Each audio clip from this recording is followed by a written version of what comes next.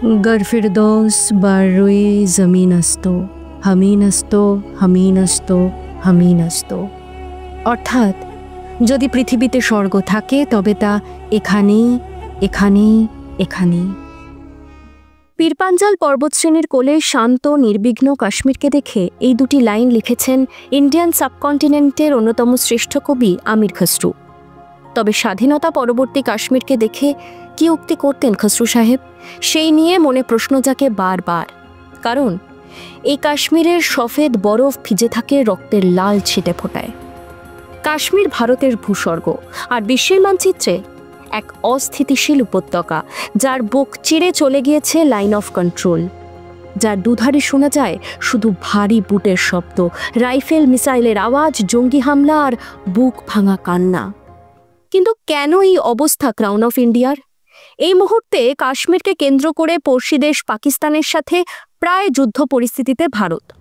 স্বাধীনতার পর থেকেই বারবার পাকিস্তান আশ্রিত জঙ্গি হামলার মুখে পড়তে হয়েছে ভারতের কাশ্মীরকে। তবে এবার পাল্টা জবাব দিতে প্রস্তুত ভারতও।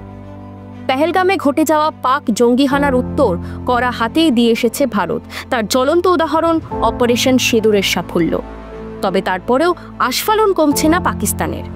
তবে কেন এই যুদ্ধ দাঙ্গা, আর কেনই বা জঙ্গিদের পিছনে লুকিয়ে বারবার কাশ্মীরকে টার্গেট করে চলেছে পাকিস্তান?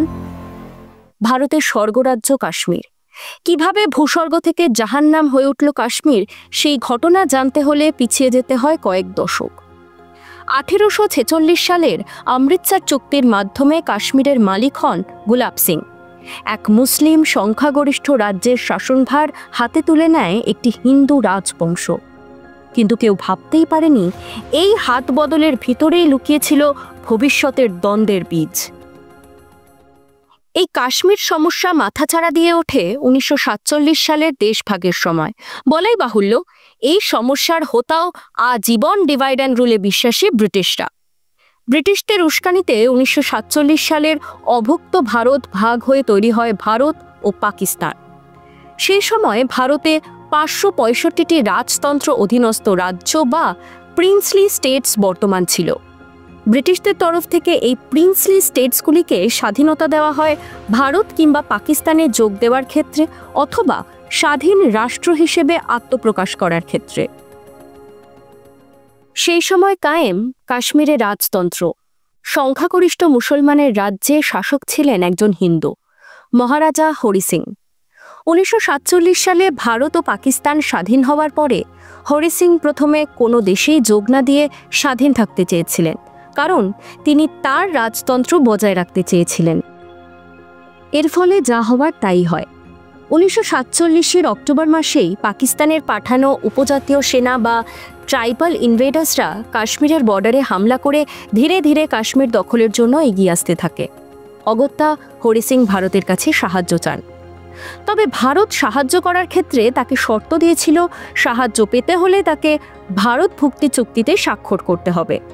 শেষ পর্যন্ত কাশ্মীরকে 26 অক্টোবর 1947 হরি সিং ভারতীয় ইউনিয়নে যোগ দেন। আর এরপরেই আসরে নামে ভারতীয় সেনা। ভারতীয় সেনার কাছ থেকে প্রতিরোধ পেয়ে পিছু হটতে থাকে পাক হামলাকারীরা। শেষ পর্যন্ত ইউনাইটেড নেশনের আবেদনে সিজফায়ার করতে বাধ্য হয় ভারত ও পাক। তবে কাশ্মীরের বেশ কিছুটা অংশ রয়েছে পাকিস্তানের দখলে আজও, যা আজ পাক অকুপায়েড কাশ্মীর নামে পরিচিত। তৈরি হয় নতুন লাইন অফ কন্ট্রোল। আচ্ছা, গল্প আড্ডা তো চলতেই থাকবে, তবে আপনাদের জন্য রয়েছে একখানা দুর্দান্ত খবর। এবার থেকে আপনারা ঠিক করে দেবেন আমাদের পরবর্তী গল্প বা আড্ডার টপিক। ভাবছেন কিভাবে? তাহলে ঝটপট জয়েন করে ফেলুন শোনার মেম্বারশিপ। স্বল্প কিছু মূল্যের বিনিময়ে আপনারা শুনতে পারবেন মেম্বার অনলি এক্সক্লুসিভ ভিডিওগুলি। নতুন ভিডিওগুলির ক্ষেত্রেও আপনারাই হবেন প্রথম শ্রোতা। এই মেম্বারশিপের ক্ষেত্রে রয়েছে 3টি ভাগ: অনুরাগী, বন্ধু ও পৃষ্ঠপোষক। এর মাধ্যমে যে কোনো ভিডিও রিলিজের আগেই পৌঁছে যাবে আপনার কাছে। এছাড়াও থাকবে শোনার পরিবারের সঙ্গে ভার্চুয়াল মিটআপের সুযোগ ও আরও অনেক কিছু।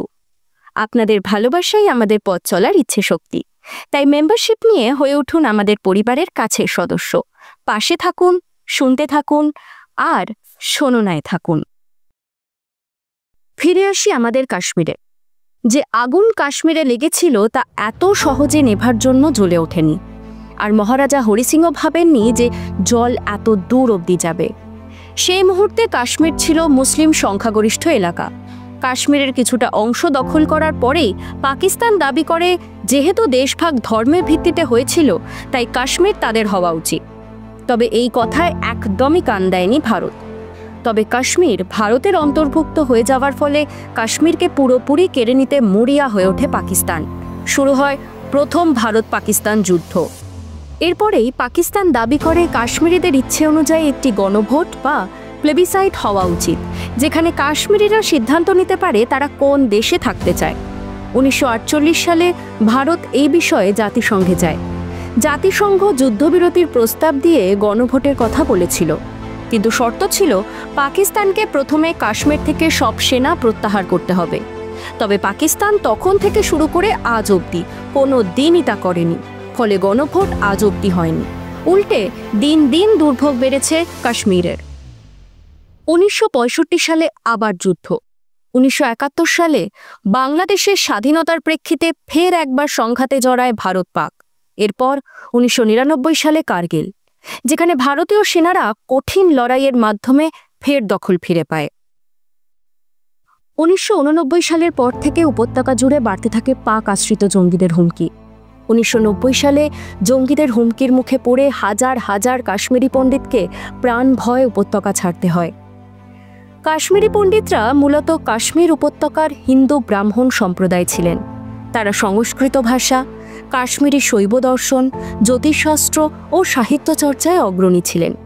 এই পণ্ডিতরা বহু যুগ ধরে ছিলেন এই কাশ্মীর উপত্যকার আদি বাসিন্দা। আদিগুরু শঙ্করাচার্য বা আবিনবগুপ্তের মতো পণ্ডিতরাও এখানেই কাজ করতেন। তবে 13 শতকের পর কাশ্মীরে মুসলমান শাসন প্রতিষ্ঠিত হয়। এরপর শতাব্দীর পর শতাব্দী হিন্দু ও মুসলমান একসঙ্গে বাস করেছেন। অনেক সময় ঝামেলাও হয়েছে, আবার অনেক সময় দেখা গিয়েছে শান্তি ও মেলবন্ধনও। 1989 পর থেকেই কাশ্মীরে ইসলামপন্থী চরমপন্থীদের প্রভাব বাড়তে থাকে। টার্গেট করা হয় হিন্দু পণ্ডিতদের। জম্মু ও কাশ্মীর লিবারেশন ফ্রন্ট JKLF ও অন্যান্য গোষ্ঠী হিন্দুদের ধর্মীয় দখলদার হিসেবে চিহ্নিত করতে থাকে গোটা কাশ্মীর জুড়ে। পত্রিকা, মসজিদের লাউডস্পিকার ও দেওয়ালে দেওয়ালে লিখে দেওয়ার হুমকি হয়। শুধু এখানেই থেমে থাকেনি জঙ্গিরা। অনেক বিশিষ্ট পণ্ডিত যেমন তিক্কালাল টাপলু, নীলকান্ত গঞ্জুকে প্রকাশ্যে হত্যাও করে তারা। আর এরপরেই আসে 1990 সালের 19শে জানুয়ারি, সেই বিভীষিকাময় এক রাত। সেদিন কাশ্মীর জুড়ে রাত ভর বহু মসজিদ থেকে ঘোষণা শোনা যায়, হিন্দু কাশ্মীর ছাড়ো, ইসলাম আসছে। একই সাথে বাড়ির মহিলাদের কাশ্মীরেই ফেলে রেখে যাওয়ার হুমকি এবং পুরুষদের হত্যার ঘোষণা করা হয়। সারা উপত্যকায় আতঙ্ক ছড়িয়ে পড়ে। অনেক পরিবার রাতারাতি নিজের ঘর ছেড়ে পালিয়ে যেতে বাধ্য হন। এই রাতের কারণে নিজের দেশেই ঘর ছাড়া হয়েছিলেন প্রায় 3 থেকে 4 লক্ষ কাশ্মীরি পণ্ডিত। নিজেদের ঘরবাড়ি ছেড়ে জম্মু, দিল্লি ও দেশের অন্যান্য অংশে শরণার্থী হতে হয় তাদের। তারা ভেবেছিলেন এই ঘর ছাড়া বোধহয় সাময়িক, তবে অধিকাংশই আর ফিরে যেতে পারেননি কাশ্মীরে। বহু কাশ্মীরি পণ্ডিতকে স্কুল বা অস্থায়ী শিবিরে ত্রিপল টানিয়ে বছরের পর বছর দিন গুজরান করতে হয়েছে। অনেক শিশু শিক্ষা থেকে বঞ্চিত হয়েছে। অনেক মানুষ জীবন হারিয়েছেন এই দুর্ভোগে। শতাব্দীর পর শতাব্দী ধরে বসবাসকারী কাশ্মীরি পণ্ডিত সম্প্রদায় নিজের দেশেই তারা হয়ে ওঠেন উদ্বাস্তু। আজও কাশ্মীরি পণ্ডিতদের একটা বড় অংশ তাদের জন্মভূমিতে ফিরতে পারেননি। তাদের মুখে এখনো শোনা যায়, আমরা কাশ্মীর ছাড়িনি, কাশ্মীর আমাদের ছেড়েছে। সরকার তাদের বাসস্থানের জন্য কিছু উদ্যোগ নিয়েছে বটেই, কিন্তু সেখানে নিরাপত্তা নিশ্চিত নয়, কারণ সমাজে বিভাজন এখনও পুরোপুরি রয়ে গিয়েছে। কাশ্মীরি পণ্ডিতদের নিজের দেশেই এই দুর্দশার গল্প ভারতের স্বাধীনতা পরবর্তী ইতিহাসের অন্যতম কালো অধ্যায়। পাকিস্তান আশ্রিত জঙ্গিদের অত্যাচারের কারণে শুধু একটি সম্প্রদায় নয়, একটি প্রাচীন সংস্কৃতিকে নিজের জায়গা থেকে উপড়ে ছুঁড়ে ফেলা হয়েছে। 2019 সালের 5ই আগস্ট বিজেপি সরকার ভারত সংবিধানের 370 ধারা বাতিল করে, অর্থাৎ কাশ্মীরের বিশেষ মর্যাদা সরিয়ে দেয় কেন্দ্রীয় সরকার। কাশ্মীরকে দুভাগে ভাগ করে জম্মু ও কাশ্মীর, দুটি কেন্দ্রশাসিত অঞ্চল তৈরি করা হয়েছে। এই রকম চরম সিদ্ধান্ত যেন একদিকে ভারতের অভ্যন্তরীণ শক্তির প্রতীক, কিন্তু অন্যদিকে আন্তর্জাতিক পর্যায়ে প্রচুর বিতর্কের সৃষ্টি করেছিল কেন্দ্রীয় সরকারের এই সিদ্ধান্ত। তবে এই সিদ্ধান্তের পরেই ধীরে ধীরে স্বাভাবিক ছন্দে ফিরতে শুরু করেছিল আমাদের কাশ্মীর। ট্যুরিজম ব্যবসার হাত ধরে ধীরে ধীরে ঘুরে দাঁড়াচ্ছিল কাশ্মীরিরা, শান্ত হয়ে উঠেছিল আমাদের ভূস্বর্গ। তবে গত এপ্রিল মাসে পেহেলগামে ফের একবার হামলা করে পাক আশ্রিত জঙ্গিরা, যেন অশান্ত করে তুলতে চাইছে আমাদের কাশ্মীরকে। ২৬ জন নিরীহ হিন্দুর প্রাণ কেড়েছে সন্ত্রাসবাদীরা। পাক মদতে ফের রক্ত ঝরছে কাশ্মীরে। তবে এই ভারত পাল্টা প্রত্যুত্তর দিতে জানে। অপারেশন সেদোর যেন তারই প্রতীক। আজও এই মুহূর্তে লাইন অফ কন্ট্রোল বরাবর উত্তেজনার জারি রয়েছে। তবে সাধারণ কাশ্মীরিরা আশা করে শান্তি ও স্থিতি। বর্ডারে গুলি চললে সবার আগে তার আঁচ এসে পড়ে সাধারণ কাশ্মীরিদের উপরেই। তাই সবার মধ্যে রয়েছে একটা স্বাভাবিক জীবনযাপনের আকাঙ্ক্ষা। তারা প্রত্যেকেই ভারতীয় নাগরিক। পাক মদতে বারবার এই জঙ্গিহানা যেন অস্থিতিশীল করে তুলেছে তাদের জীবনযাপনও।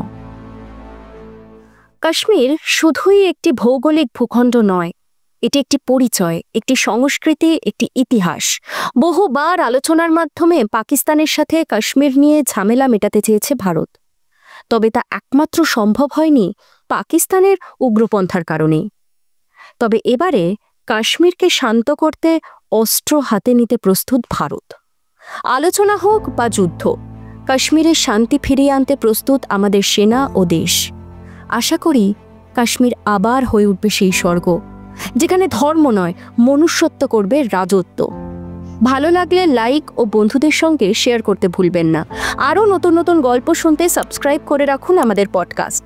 এখন ইউটিউব ছাড়াও আমাদের পেয়ে যাবেন বিভিন্ন পডকাস্ট চ্যানেল, যেমন গুগল পডকাস্ট, স্পটিফাই ইত্যাদিতেও।